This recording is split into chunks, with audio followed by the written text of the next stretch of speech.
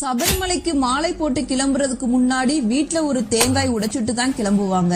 அதே மாதிரி சபரிமலையில இருந்து திரும்பியதும் ஒரு தேங்காய் உடைச்சிட்டு தான் வீட்டுக்குள்ளேயே போவாங்க. அதற்கு காரணம் என்னன்னு தெரியுமா? ஐயப்பன் கற்பன சுவாமி கிட்ட மாலை போட்டு விரதம் இருந்து சபரிமலைக்கு வர்ற பக்தர்களை நான் பார்த்துக் கொள்வேன், அவர்களுடைய குடும்பத்தாரை பார்த்துக் கொள்வது உன் பொறுப்பு அப்படின்னு ஐயப்பன் கற்பன சுவாமிக்கு கட்டளையிடுறாரு. இத நான் எப்படி தெரிஞ்சுக்கிறது அப்படின்னு கற்பன சுவாமி கேட்கிறார். சபரிமலைக்கு வீட்ல இருந்து கிளம்புறதுக்கு முன்னாடி ஒரு தேங்காய் உடைப்பாங்க. அந்த தேங்காய் சத்தத்தை கேட்ட உடனே அவங்க வீட்டுல போய் நீ காவலா இருக்கணும் அப்படின்னு சொல்றாரு. எவ்வளவு நாள் நான் காவலா இருக்கிறது அப்படின்னு கற்பன சுவாமி கேட்கிறார். சபரிமலையில இருந்து திரும்பி வர்றப்ப இன்னொரு தேங்காய் உடைப்பாங்க. அந்த தேங்காய் சத்தத்தை கேட்டதும் நீ கிளம்பலாம் அப்படின்னு ஐயப்பன் கற்பன சுவாமி கிட்ட சொல்றாரு.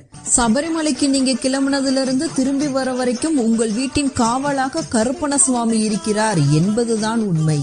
அதனாலதான் சபரிமலைக்கு போறதுக்கு